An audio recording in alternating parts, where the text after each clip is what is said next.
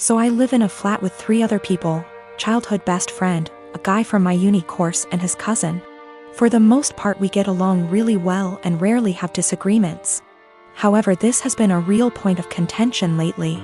About 6 months ago I began a relationship with a guy I've known for a couple of years. I know it's still a fairly new relationship, but I really like him. He makes me really happy and we're pretty serious about each other. Up until recently, he would come visit me at my flat 3 to 4 times a week. This was mostly due to the fact that I have chronic fatigue and going on proper dates can be really challenging for me. Instead of going out to dinner or a film or whatever, we'd just chill in my room or the living room, watch TV and get takeout or cook together. I didn't really consult anyone about this say. All the other flatmates have their partners over as often if not more so, and he rarely spends the night and usually leaves before 10 p.m. because of his work schedule. So the issue, 2 weeks ago, comes to me and tells me that I need to stop having my boyfriend over because it's starting to get annoying. I asked her why and she said it's irritating to have someone who doesn't live there, skulking around all the time. I pointed out that her boyfriend sleeps over 3 nights a week and thus is here more often than mine, and she claimed that was different because they've been together for 11 years and are moving in together once her lease is up.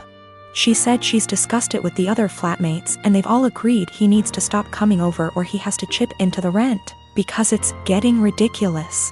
Note, nobody else's partner chips in on the rent. I confirmed with the other 2 that yes, this is an agreement they've made.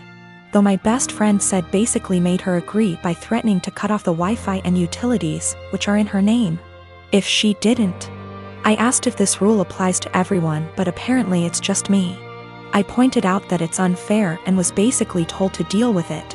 My potential assholery, I've begun loudly insisting that if my partner isn't allowed to come over, neither is anybody else's.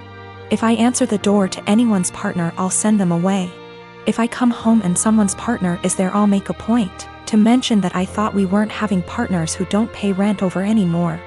I've asked boyfriend over and over how much rent he's paying and pretend to be affronted and make a fuss when he says he doesn't. Everyone's pretty pissed at me and is telling me I'm being unreasonable. I know I'm being petty, but I think it's unreasonable that there's one rule for me and another for everyone else, and I'm trying to make that point. Am I really the asshole here? Some questions people keep asking. If I knew of something my boyfriend was doing to be annoying / if anyone had told me that he was doing something, I'd have included it. I'm not aware of anything he does, and when I ask why I doesn't like him, I just get a shrug and just do. I will also state I'm bi, and she's never had an issue with any female partners I've had. We don't hang out in the living room much. We literally only use it if there's something we want to watch that I can't get on my bedroom TV and there's nobody else in there. We use the kitchen more often than the living room, but honestly even that isn't that often. We eat far too much takeout pizza rip. A lot of people seem confused, so just clearing up who's who in the situation. The one who brought all this up is not my best friend. Not to get too much into a tangent, but basically just over a year ago I was moving out of halls at university and was looking for a new place, so we decided to move in together. At the same time, a dude from my course was looking for a flat share. We couldn't find a 3-bed but found a really nice 4-bed, and he mentioned his cousin was also looking for somewhere to live, so she got on board too. I only met her last year and we don't really know each other very well. By chronic fatigue I mean chronic fatigue syndrome. Sorry, that's apparently so unclear. I have a sister who has a husband who is the poster child of weaponized incompetence. They have 4 kids and she's pregnant. My sister works a full-time job, 40+ hours a week, cleans her entire house, cooks, takes care of all her children without him doing anything. It is seriously mind-blowing that she wakes up at like 4 a.m., cooks breakfast, does chores, gets all of her kids ready for school, takes them all to school and daycare, and all he does is stay home and work. And when his kids get home, after my sister picks them up, of course, he will play with them for a little and play video games until he falls asleep. She actually makes more than him. My fiance and I had to stay with them for 6 weeks while our home was being renovated, and since we both WFH, we helped her, and it is amazing how much happier she is when she has help. I helped with the kids, and my fiance even drove her to doctor's appointments. Her husband literally only acknowledges he is a parent when his family is around. then he is a God-fearing, hard-working father of 5. He is the one that wanted more kids. She wanted to stop after her last baby, but he needed more boys. I am seriously concerned not only for her, but her kids as well, because now her oldest is seeing what's happening and trying to help, but my sister is prideful and refuses to let her child do anything. Me and this man have never gotten along. He's been acting like this since their 8-year-old was born. I've tried talking to her about leaving, but she doesn't want her kids to grow up in a broken home. And unfortunately, her experience with our parents' divorce was completely different than mine, so she doesn't understand that a divorce would benefit her kids here because she thinks they need their mom and dad together. Cut to this past weekend, her and her husband threw a pre-Thanksgiving potluck where our entire family plus his was there. I stayed with my sister a few days before because I knew he wouldn't help. So we're at dinner all talking, and I mention we are trying for a baby, and my brother-in-law makes an offhanded comment to him about how hard fatherhood is. And I snapped and said, like you would know. He looked taken aback and asked me what I meant, and I unloaded on him, calling him a pathetic excuse for a man who makes my 8 months pregnant sister do everything for their family. I went off for a solid 10 minutes and he sat there shrinking in his seat. I left. Last night my sister called me and thanked me for standing up for her and told me she appreciated me. Although today I got a very nasty text from him telling me I'm a terrible person, and because I lied in front of his family, his mom is angry at him and is moving in with them to help her out, and I've made him the laughingstock of his family. He certainly thinks so. My ex Rose and I have a son, Jason. He is 15 years old. We broke up when Jason was 5. Rose has Jason on weekends. Rose married her now husband when Jason was 10. Her husband has 2 children, they are 17 and 16 and live full-time with them. Jason has a few chores when he's with them and easily takes care of them, while his step-siblings don't do theirs and Rose take care of them. This has been the only point of contention between our son and her. He has talked with her and even went to therapy. It was when Jason was 12 when we switched days. We stayed like that for a year and a half, but since things never really got better, we went back to our initial agreement. The situation is still the same, and a year ago Jason came to me complaining about it. I had run out of things to say to him when it comes to this subject, so I threw almost the same pep talk my old man said to me when I was about the same age as him. I told him that I understand that it sucks. While they can't do anything, you can do everything. You can cook, clean, do well in school, drive, handle your own money, and you even know how to handle the bills, and I'm not counting the things you've learned from your grandparents and your uncle. I can send you to live alone right now like my old man did with me, an inside joke. And I wouldn't worry, because even if you don't know how to do them, you take the time to learn.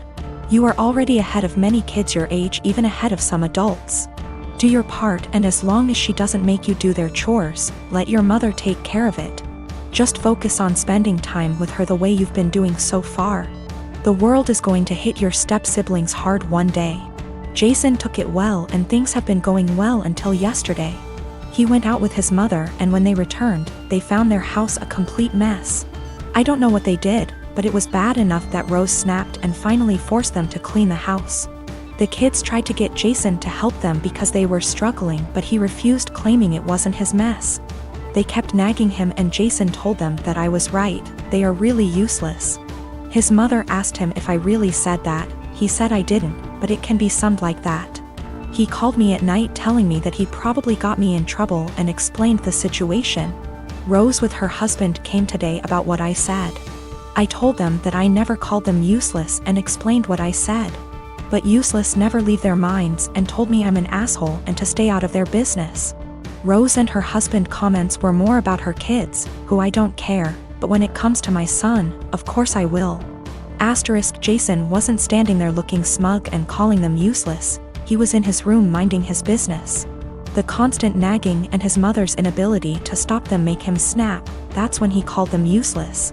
He knows he should ignore them or be more tactful, but I get it. His patience has limits just like everyone else. He apologized to his step-siblings before he came back to my house yesterday. He also apologized to me for kinda throwing me under the bus, but I told him it was unnecessary, everything cool between us. Why did he keep going to his mother? He wanted.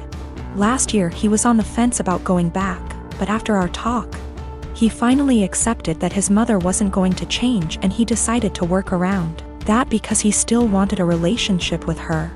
Their relationship actually got better, but after what happened, their relationship is going to change. We have to wait if it is for better or for worse. Him and I talked, and he's still thinking about what to do, but he says that he'll probably do what he had planned last year.